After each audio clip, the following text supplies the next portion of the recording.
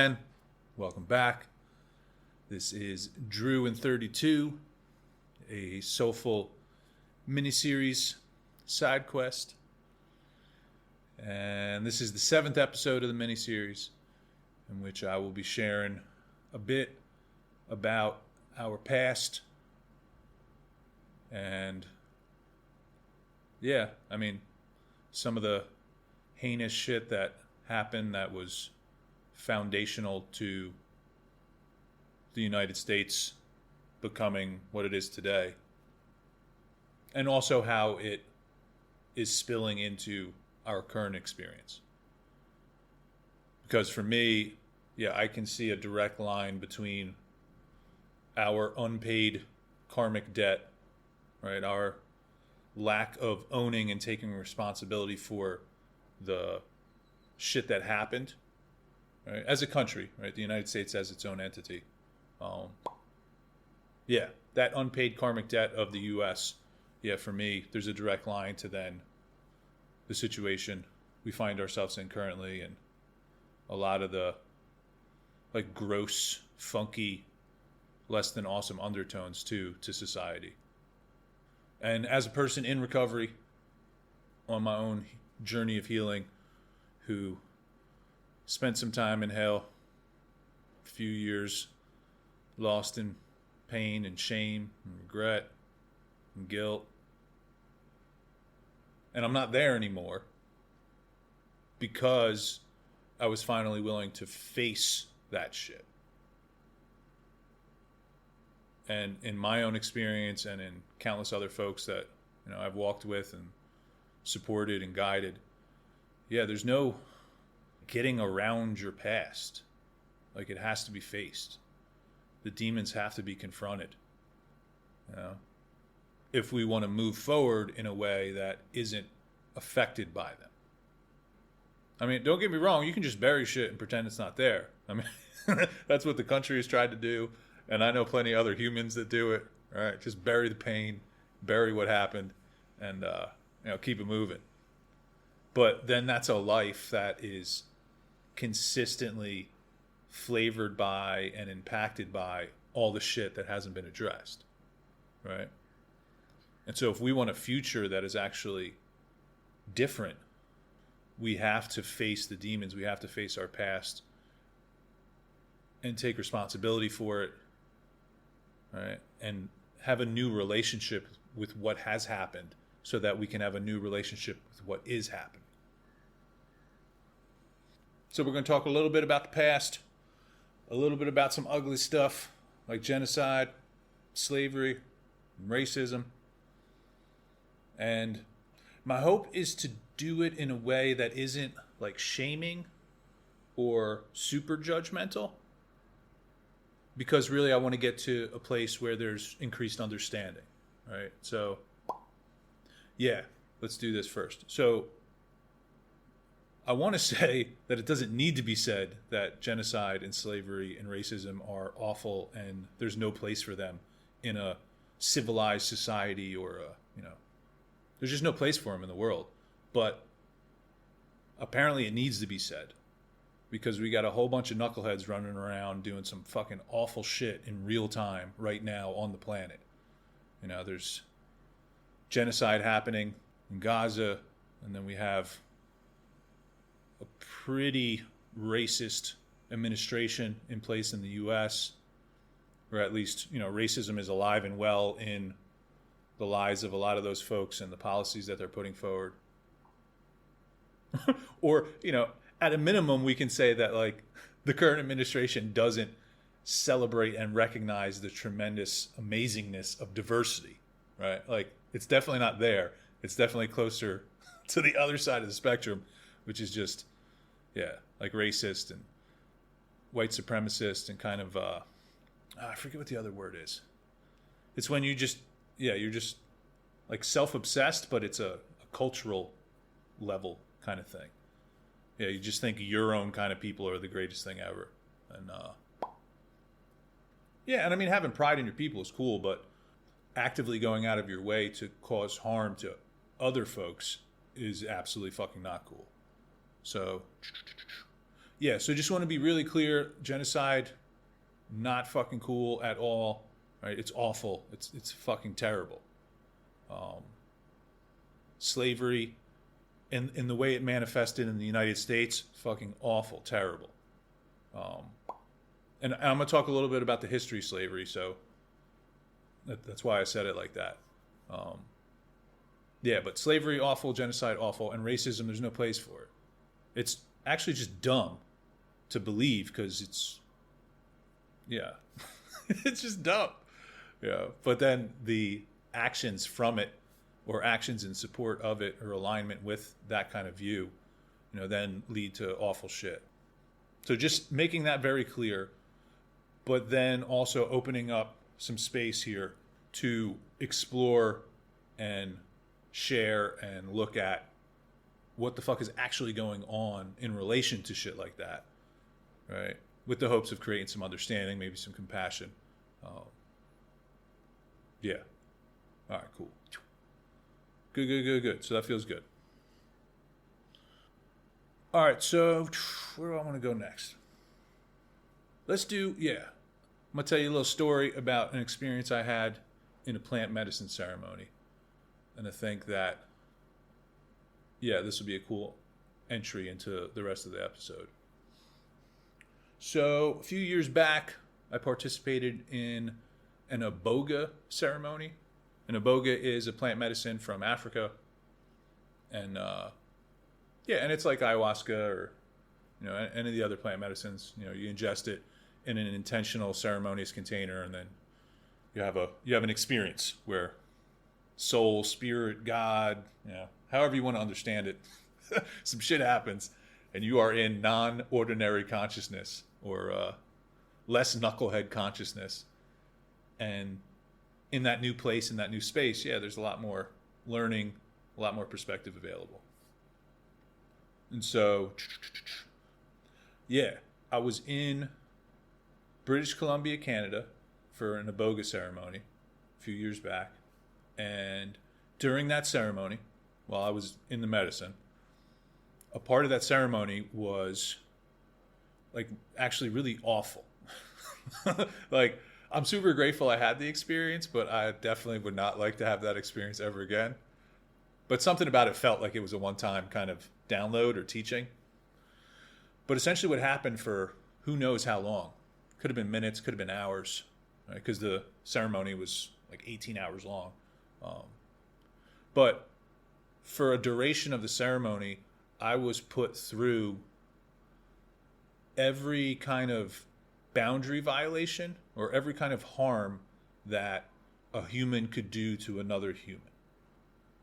And I was put through each of these scenarios and situations as all of the parties involved.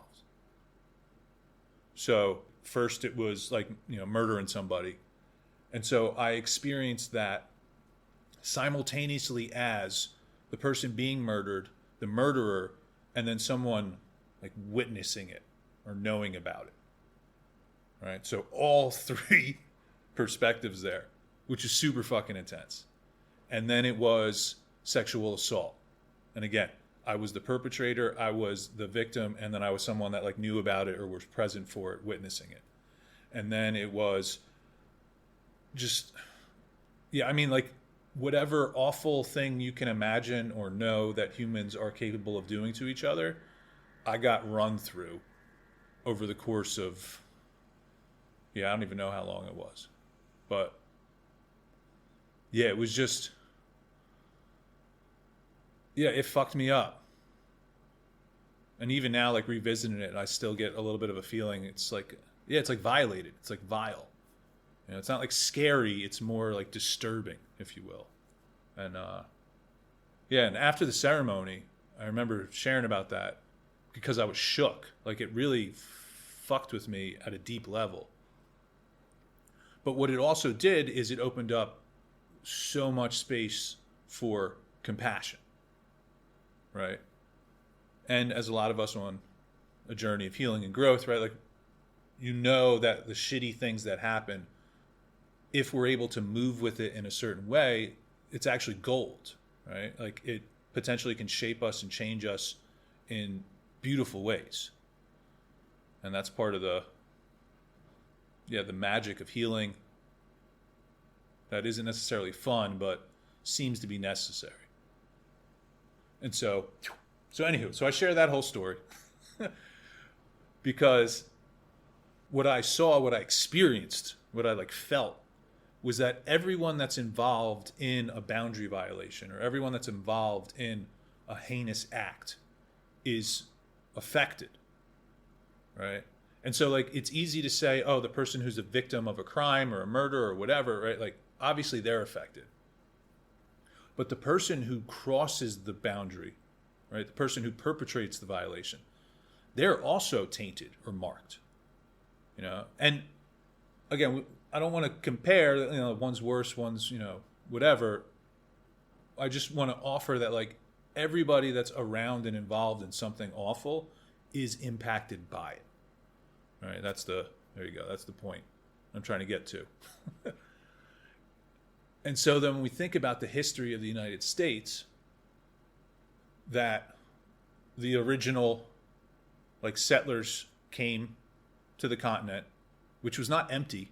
There was a whole bunch of people already here doing a thing, right? Like the native North American tribes and peoples, right? The red and the brown folks, they were already here doing their thing, you know, rocking out with, according to me, a super cool relationship to earth and nature, right?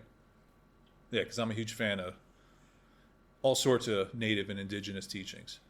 I talked a little bit about that in the last episode, but so yeah, so there were a whole bunch of folks that were here, and then these European white folks showed up, and yeah, and I mean, they actually would have died if they weren't helped by the red and the brown folks that were already here. And so, you know, to like pay back the locals for their kindness and compassion, the white folks then began what was decades of genocide, right? Just pushing folks off land, murdering, killing, stealing, raping, pillaging, like all the awful shit. And so that happens. And then a little bit later, then you get slavery, right? So now there's black folks being imported and being treated in awful, inhumane ways. And so we're essentially a country in the present moment that is filled with the descendants of people who were all parties of awful shit. Right? Like genocide happens. That fucks with the people perpetrating it and the people that are being murdered and pushed off their lands. Right? And again, not comparing, you know, like one is obviously worse than the other one on a certain level. But on a soul level, like it marks both. That's funkiness, that's heaviness that gets into the epigenetics and the issues in the tissues or however you want to talk about it, but it becomes part of the lineage, right?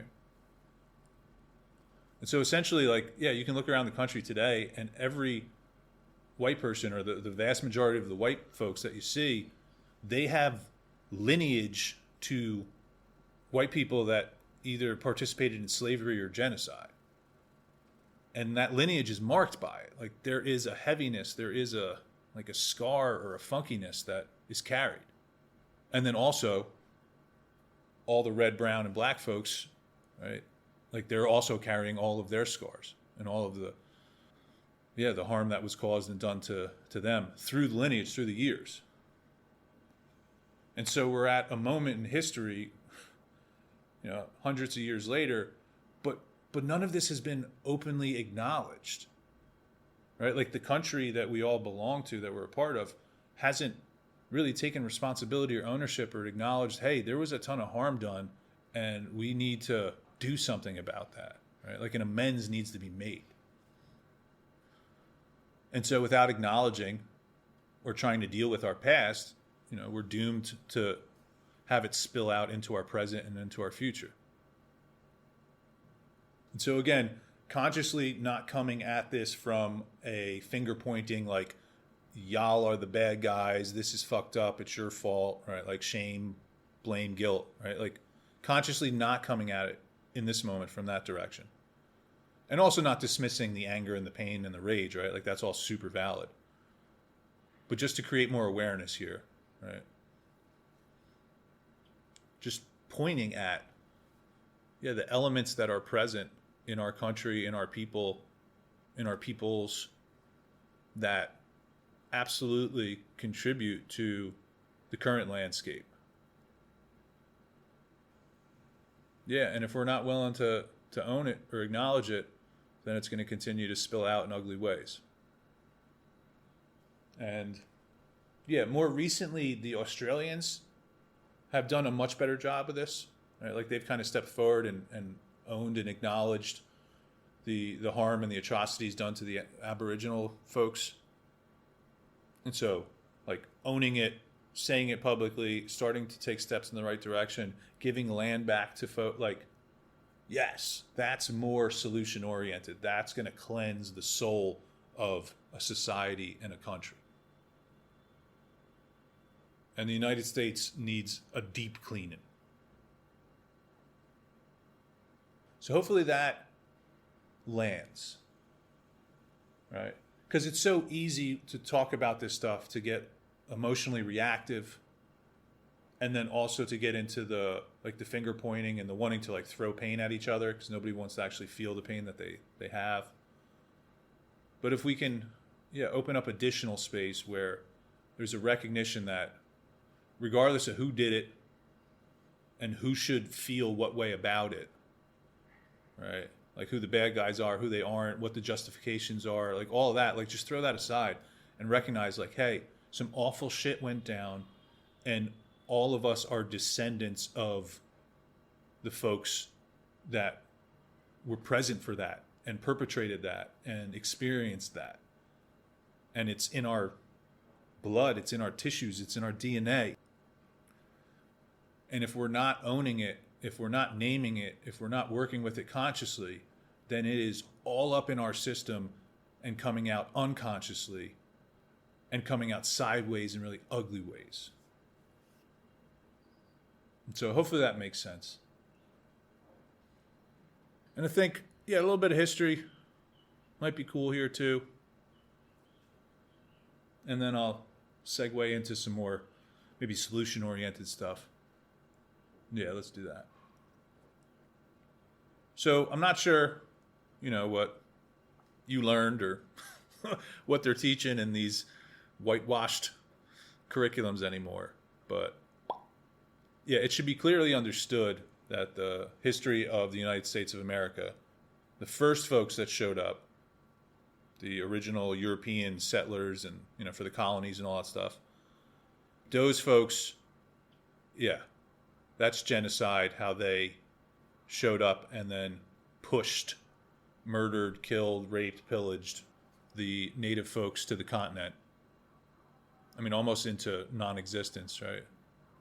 Thankfully, we still have some pockets of the red folks and the brown folks and their traditions and their wisdom and, their beautiful way of life. So we could incorporate that back in to our society. And I think we should, because I think a lot of the wisdom of the peoples that were here on the North American continent before the white folks show up, like a lot of their wisdom and principles and perspective is like the exact medicine that this country needs, right? As far as our relationship to the planet and each other. And there's just so much cool stuff that's available there. So thankfully it's still here. It's still present. Somehow it has endured despite the best efforts of prior generations. But there's stories I remember in school, like the Puritans and Plymouth Rock, and then Thanksgiving is hyped up, it's like, oh, the white folks and the red folks, cool, we're all friends. But I mean, really, that was the white folks are going to die unless the red folks fucking save their ass, which they did, which was beautiful. And then, the white folks multiplied and fucking murdered most of the red folks, right? So again, that's not really a debate, but it may not be taught because of the whitewashing, you know, because that's also like a pretty tough truth to own and acknowledge, you know. Like, I personally have not murdered, killed, raped, pillaged anybody, but folks that look like me have, you know, and you know, and then that's there in the background of interactions with red folks and brown folks and black folks. I mean, like, I can feel it sometimes. Sometimes it's a little more prominent, sometimes it's less, but you know, as energetically sensitive as I am, and sometimes I experience life on like 12 different levels at the same time. Yeah, like, that's still floating around in the background, man. So that's the white man, red man thing. You know, and there's a reason why a lot of the, you know, the native folks to North America don't love the Thanksgiving charade. And so, yeah, that's that. Also, just for the record, and it took me a long time to to learn this or realize this. Currently, we kind of divide the Native Americans, right? Which, I mean, it wasn't called America until the white people showed up, right? So Native Americans isn't really the right term. And First Peoples, I don't know. I mean, they were here before the white people, so that's cool. But there were people around before them too, right? So they're not First Peoples.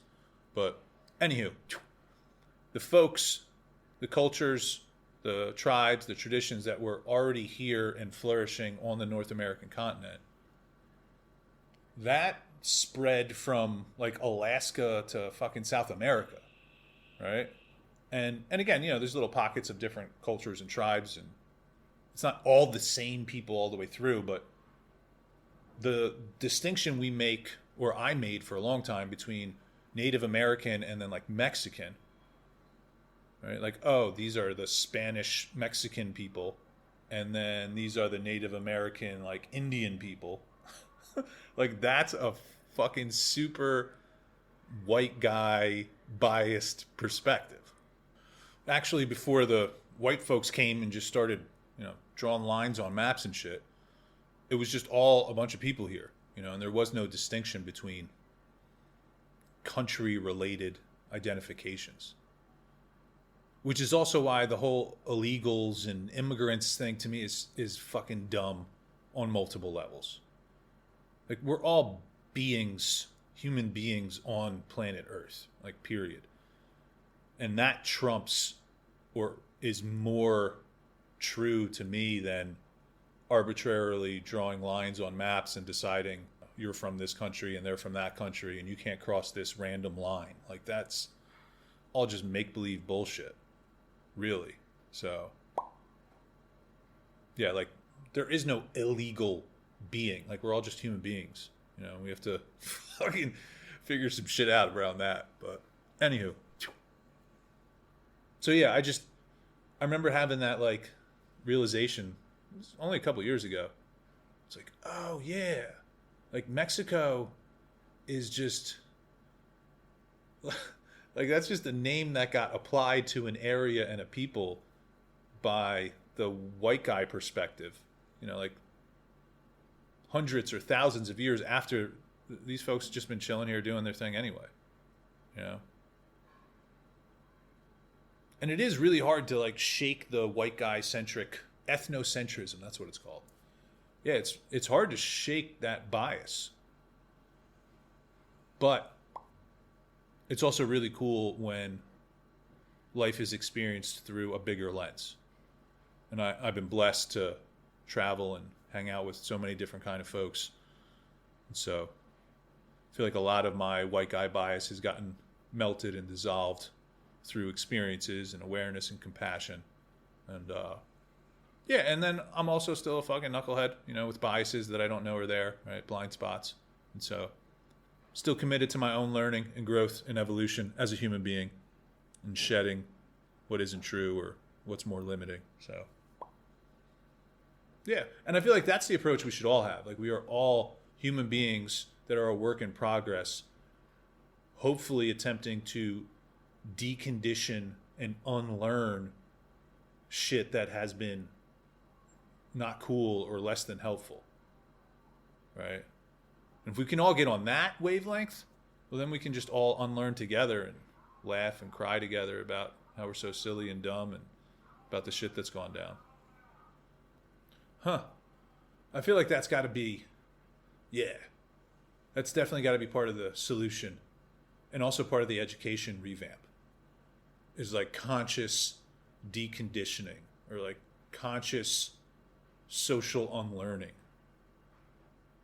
Yeah. But again, within like 2 generations, if we're teaching kids right, they don't have to unlearn this dumb shit. It's just, our generation or us current knuckleheads that have to unlearn a lot. But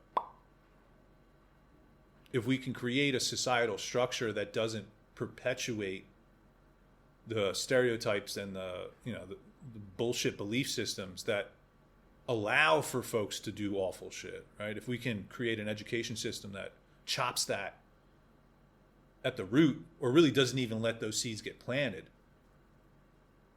then a lot of the problems we're dealing with in modern society just disappear on their own. I feel like we just, there's probably this generation and maybe another generation that we just got to chalk up to the bullshit of the past before we really get to start to inform and support and teach and guide and learn from the next wave of human beings that could live totally different in a really beautiful way. All right, anywho. All right. Couple tangents there, but they feel related and on point. All right, so, So white guy, red guy, genocide, that's a thing. Check out your history books. Look into sources that aren't white guy driven, right, or ethnocentric around the European white person perspective, right? Like go read from authors of different cultures. It's always the best way to do it, to get information about a culture from the culture, right? And so then hopping now to white guy, black guy stuff. So slavery was a thing, awful, terrible. But the United States form of slavery was a special kind of awful, right? And so, let's give you a little bit of history here. And I looked this up because I remember learning some stuff back in the day, and then I did a little more research before I jumped on here. And so, slavery was a thing in Africa, right? But it was different there. So essentially in Africa, on the African continent, tribes at war with each other, they would take prisoners, in their tribal wars. And then you could use the word slave, you could use the word prisoner of war, right? But essentially, like, it existed. That if you took prisoners from the other tribe that you fought, then they were part of your society, and they had to do work, and they had to do shit. But they actually had some rights, and they had paths to freedom again, right? So it's more like slavery in Africa was a temporary, shitty situation that you could work yourself out of. And so that was the culture and the practice on the African continent. What happens, though, is as the European folks start to visit Africa and start to trade, then these slaves started to be traded for goods. And then the slaves are brought transatlantic to the U.S. and become part of the slave population here in the United States, which operates totally differently. In the United States, these people were viewed as property, and there was no path to freedom. Right? There was none of the cultural context from Africa that came with the actual individuals that then became slaves in America. Right? And so, sometimes people will say, oh, well, there were slaves in Africa first, and then, we just brought them here. Yeah, sort of, kind of, but also the way we did slavery here was way more fucked and way more awful. And so, again, the folks that are in slavery, the black folks, are definitely getting the worst end of the experience, But there's no way that you can be a slave owner. There's no way that you can be a person who lies to themselves and says another person isn't a person, but their property instead. Like, there's no way you can do that and on a soul level not be marked or tainted or fucked with, right? And not forever, but at least temporarily, and probably for a couple generations of your lineage. And so everyone involved in the slavery thing is marked and fucked, right? And so, circling back to what I said at the beginning, we now have a country full of white, red, brown, and black folks, and almost all of us are carrying ancestral trauma, right? That's been passed down through the lineage, through generations. And the place where this has all happened, right, the country that we're all a part of, has taken zero ownership or accountability or attempted to make any amends to any of the afflicted parties. And so with that much funk and filth and soul damage and no conscious acknowledgement or conscious working with it, it's going to seep out at every pore in really ugly ways.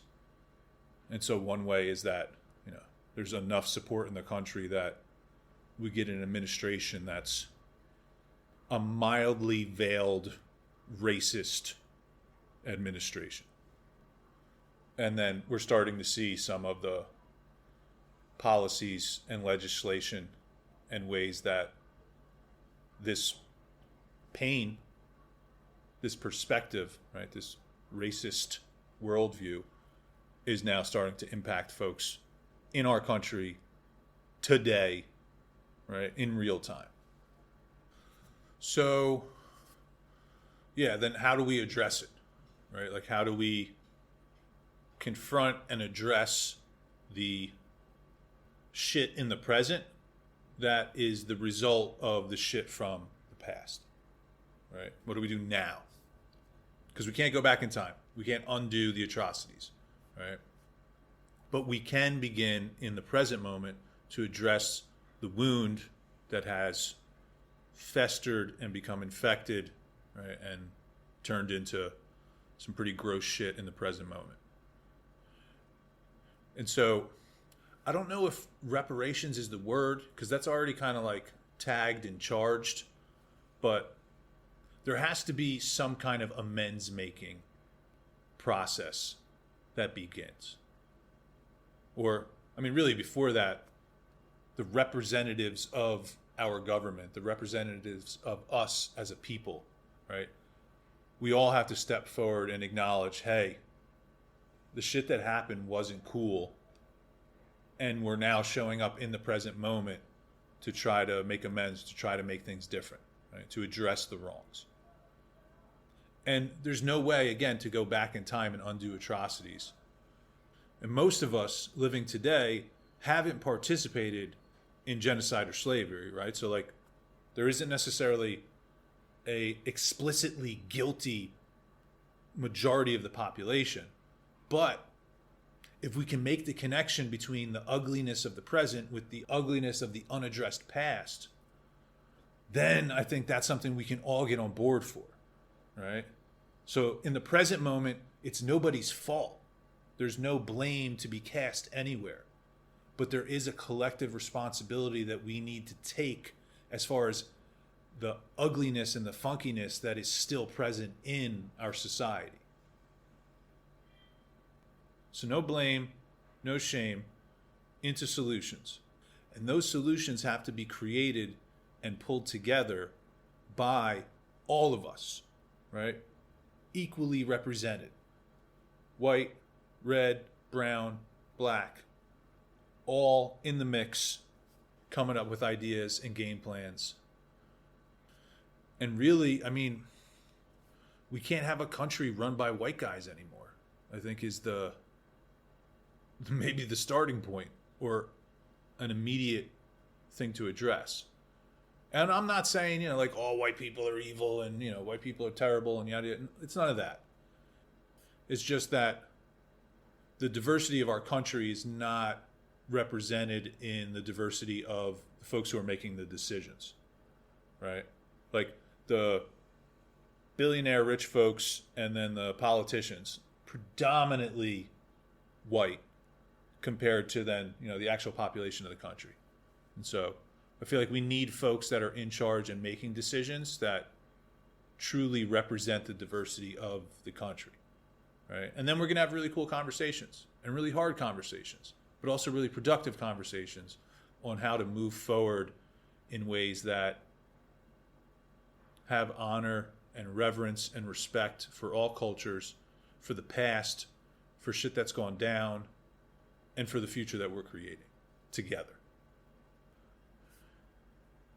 And I know, yeah, I've run into this in a couple settings, and I know it's a thing, right? Like when I start talking about white guys or white culture or whatever you want to say, right? And I'm talking about it in a way that's maybe not super favorable or potentially really critical or really judgmental. There's like a flare up. And I think one of the terms that's related to this is like white fragility, right? So essentially, if you say, a white guy did something that wasn't great, then they freak out and have a meltdown. Like that's one example, but yeah, there is, and I see it, I recognize it. There is a fragility or a fragileness to the white centric perspective getting criticism, right? And again, like I said before, most white folks today are not murdering, participating in genocide. Nobody has slaves, right? Like that. So that's not, the atrocities aren't ongoing in the present moment, right?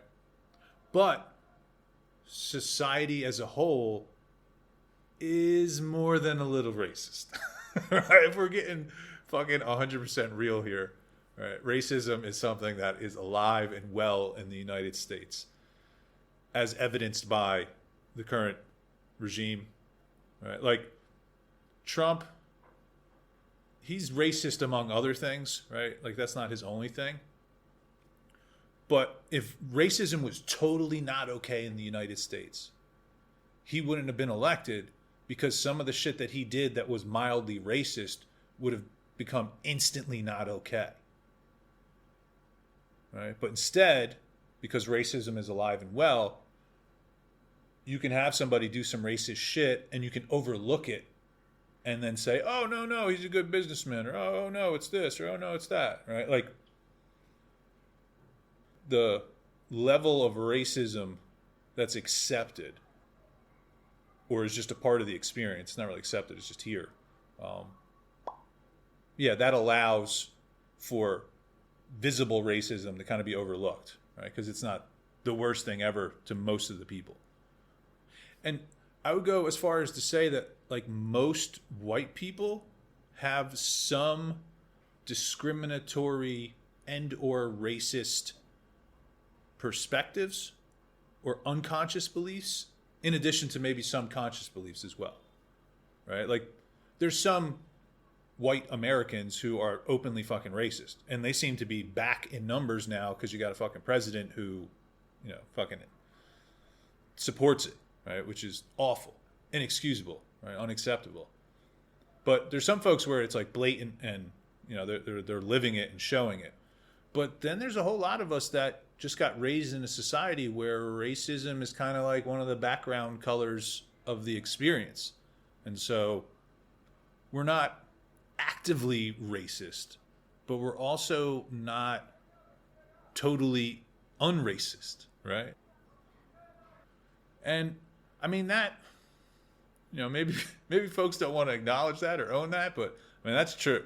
And for me personally too, like I'm not going to say I'm above it or better than it. Like I'm involved in my own unlearning, but I also grew up as a suburban white kid in America. And so, yeah, man, that's just part of the scene. It's part of our history. Like you can't do genocide against the whole bunch of folks and then do slavery against a whole bunch of other folks and not have some racism going on, right? So, yeah. I mean, half the country decided that having slaves was so important that they wanted to fight a war and kill the other half of the country to keep slaves. Like that, that's fucked. Like justifying war to be able to have slaves, right? To be able to have people be property. Like that's fucked. But that was half the country, you know? And some of them folks down south, shit, they still think fucking war is going on, you know? So, yeah, I think we have to recognize maybe that's one of the first acknowledgments. Yeah. I'm seeing like some kind of, I don't know, like a treaty or a committee or like a meeting. I don't know. Some sort of like giant gathering of the representatives of the American government, representatives of all of the native tribes and peoples that would want to attend, representatives of all the peoples within the slave population, right, that got imported here and then became a foundational part of our society.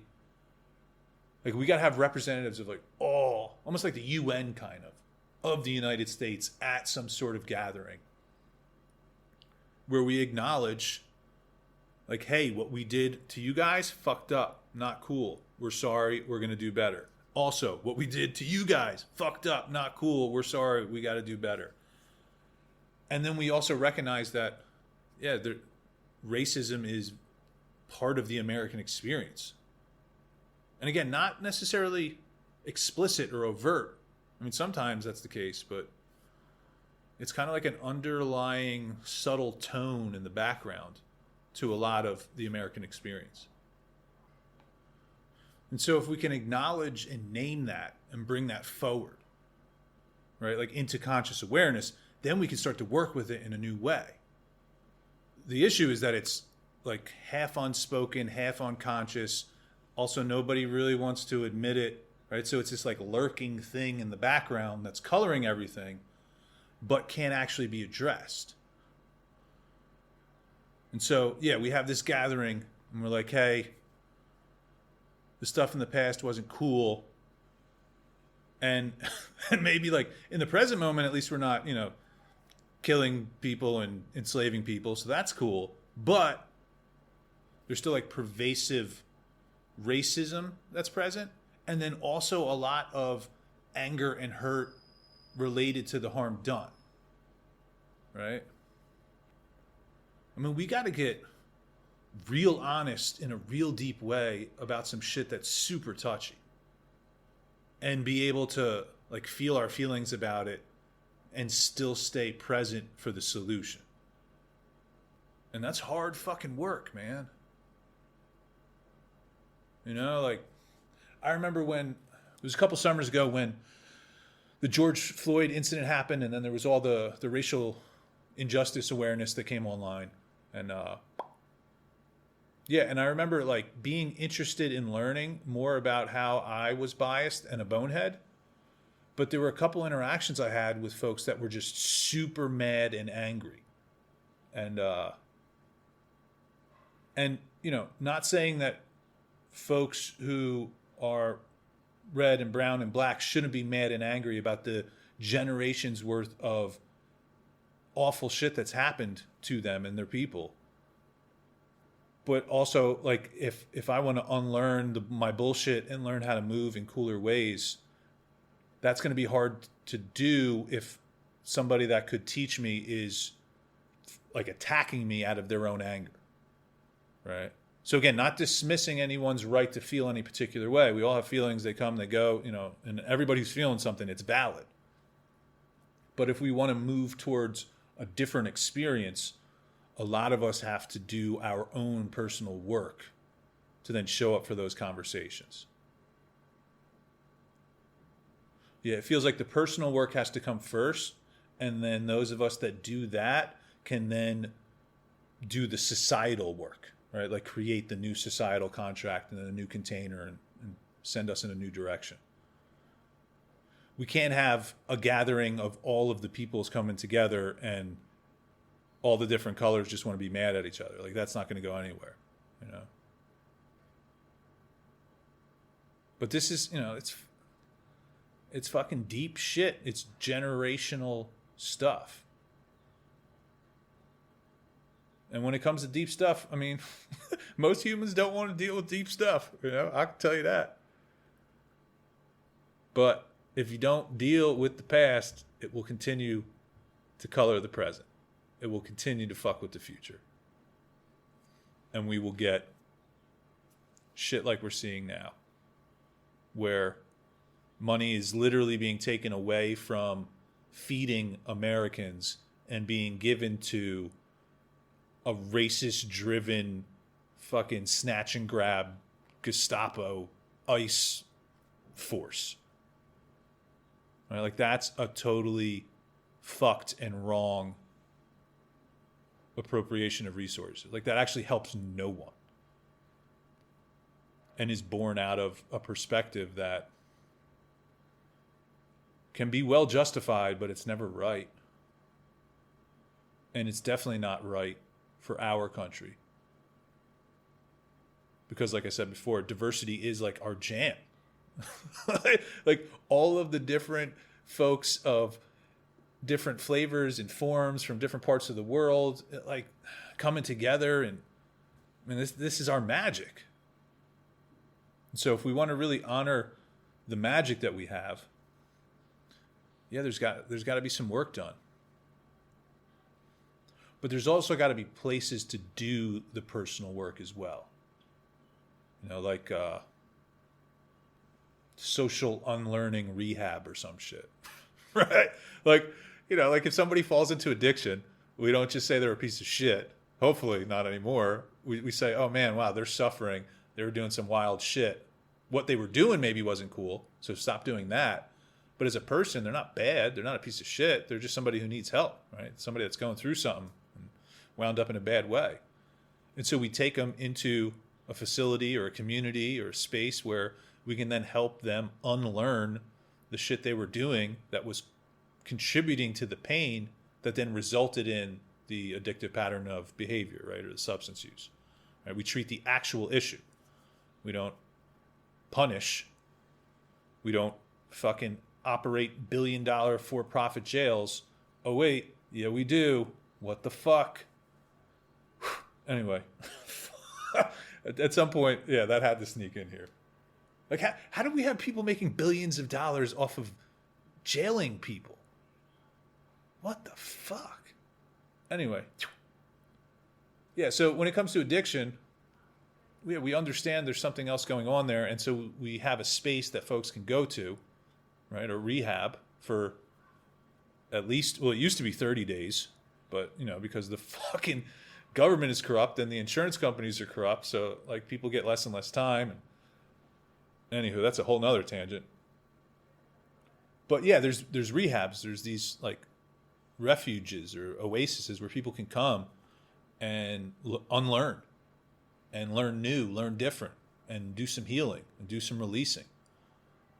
And so we need places like that for those of us that, yeah, are like lost in hate or lost in false beliefs, or yeah, it's like a deconditioning center or something where you can unlearn your bullshit that's not helpful for you or society. Yeah, but now that I say that word, I feel like somebody used that word as like code for a concentration camp somewhere once. Fucking humans, man. All right, anyway. But yeah, there's got to be a safe space for folks to unlearn their bullshit. And I think that's the way you address the current adults in society, right? But the education revamp is where you plant the seeds and support the growth and the development and the learning in a beautiful way of the coming generations. And so there might be a lot of work to do for the humans that are adults now, but there won't be that much work to do for generations that are raised different. Like if we have kids from an early age and we're teaching them meditation, and social emotional intelligence, and how to think logically, or you know, how to think critically, that's cool. And then also we teach them the history. The real history, not a whitewashed history, but like, hey, you're coming into a society that, you know, wasn't really doing great before you. Right? And we're hoping that, you know, well, you don't want to put all the weight and the burden on them, but essentially, like, really acknowledging and owning what racism can look like and how we're taking active steps against that, right? To celebrate diversity and to, you know, welcome as many different kind of folks into as many different situations as possible. Yeah. So I feel like there's education to be done there, and I'm not the guy who knows exactly what to teach or how to teach it. But I do know that there are people who know that. So that can happen, and that'll be cool. And then I also think we got to, like, figure out, I don't know if it's making racism illegal, or I don't know how to do it specifically, but like we essentially have to reestablish that fucking racism is wrong. It's like, it's not okay, right? And there's free speech, yes, but hateful, harmful, violence inciting speech is not okay, right? Like, and that line has to be kind of drawn again as well.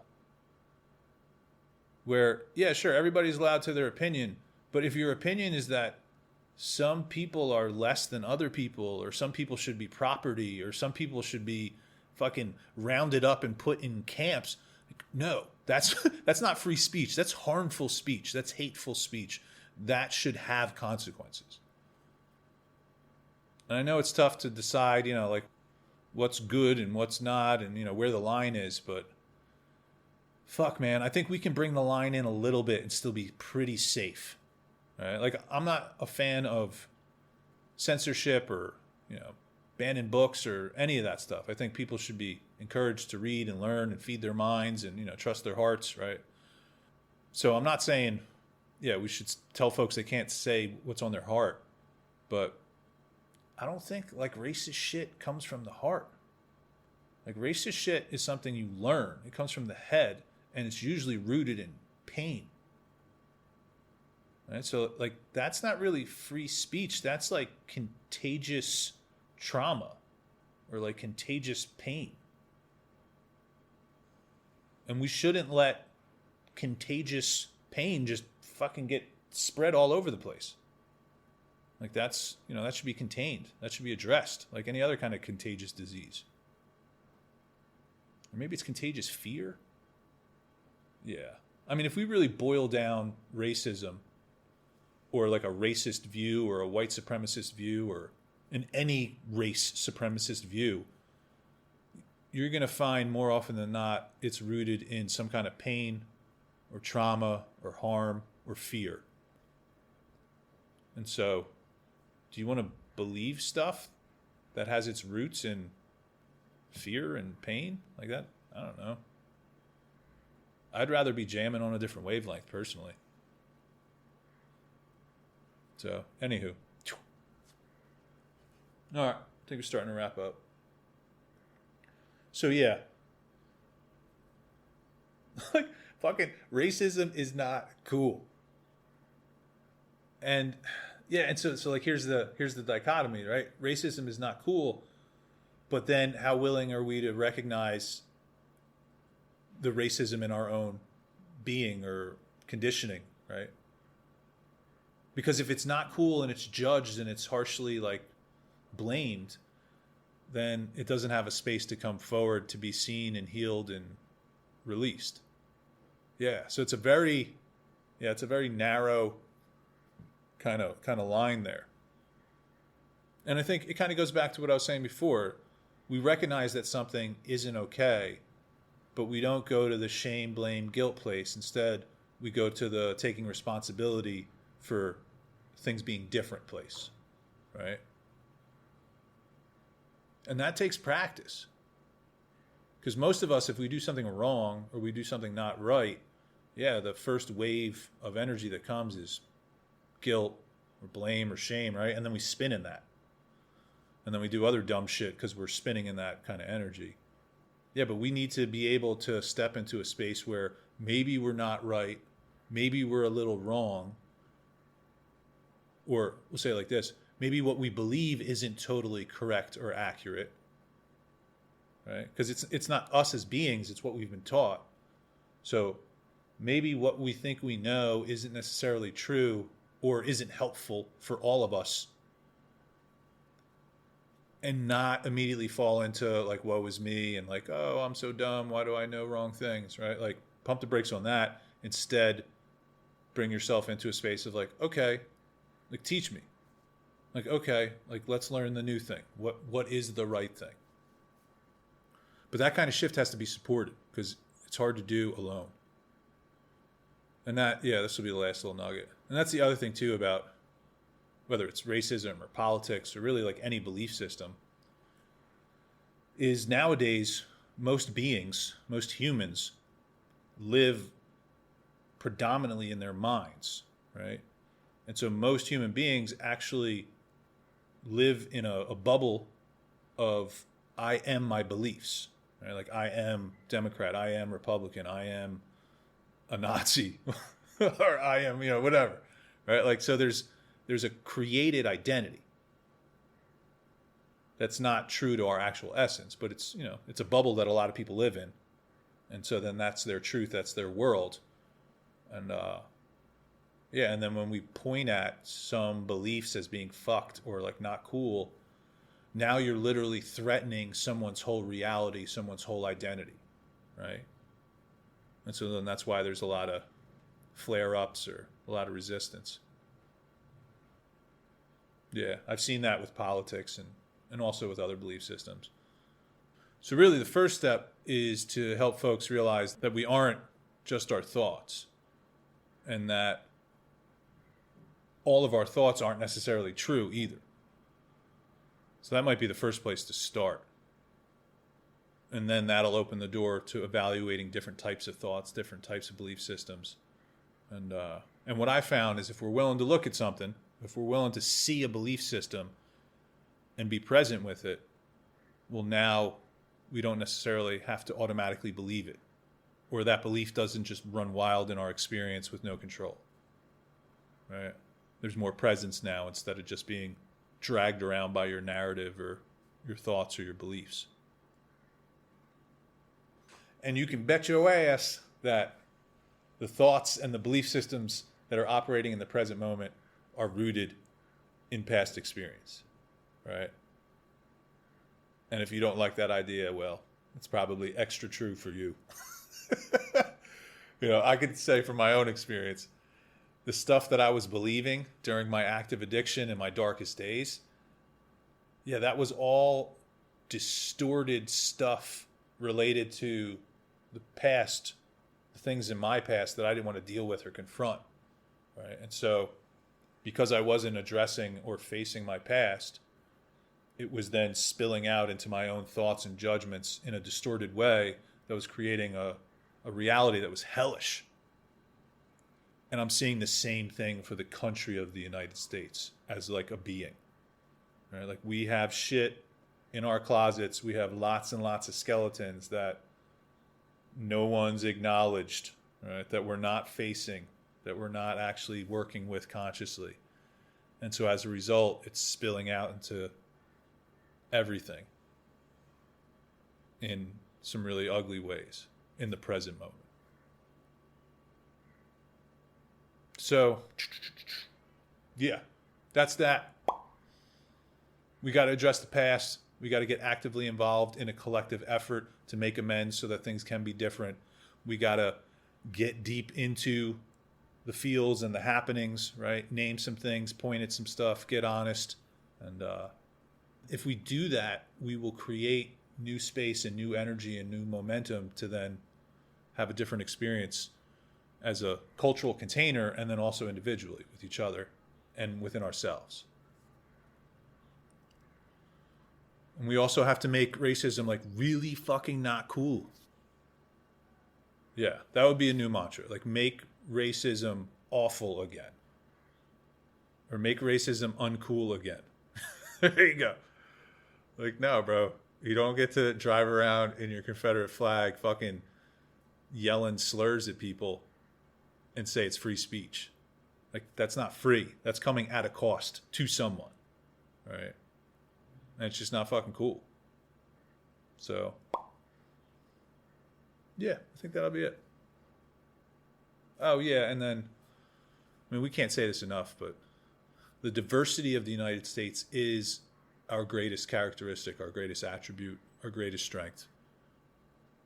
People have been coming to the United States for its entire life, right? The 250 or almost 250 years of the United States. People have been coming here from everywhere for all kinds of reasons, a lot of the times to get away from bullshit like that's starting to manifest here now, right? Like despots and racist or supremacist regimes or people out to do genocide in countries, right? Like refugees have come here for a couple hundred years. And then some people also just come for like the opportunity, right? Because there's so much opportunity here. And so all of these wonderful, beautiful people of all the flavors, like it is what we are as a country. And so to have elected leaders and politicians and the billionaire class that's funding it all and driving it all, for them to be predominantly white, and not only just be predominantly white, but also be a little actively racist, that's not a match. That's not a good fit. It's fucked. It's got to come to a conclusion quickly. And if people have feelings about it, that's fine. You can feel your feelings while we step into a different experience. All right. That's all I have to say about that. Thank you for listening. Thanks for tuning in. And if you find that you are having some feelings related to some of this stuff, I'd say sit with it, right? Like be with that, honor that experience.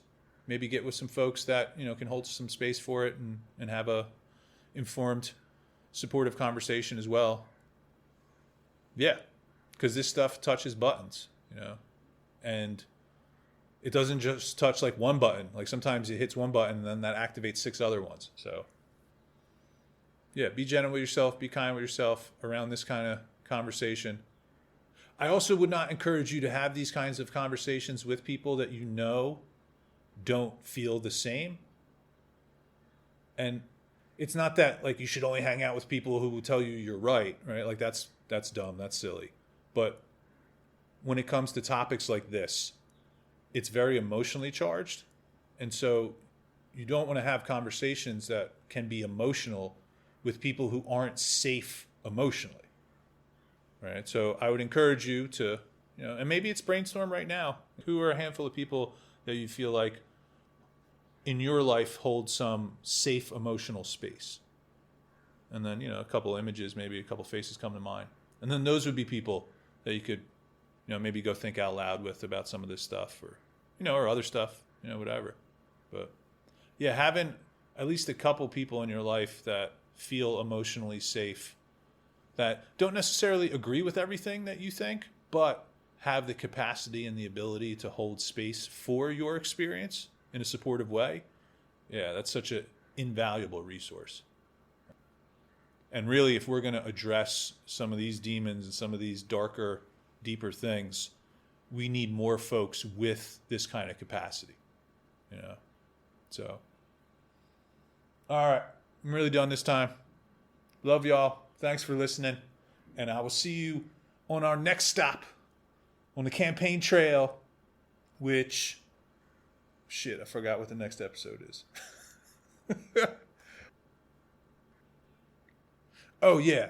Talking about moving beyond greed. And, how that relates to the economic system and some other stuff. Yeah, so tune in for that next episode. All right. See y'all later.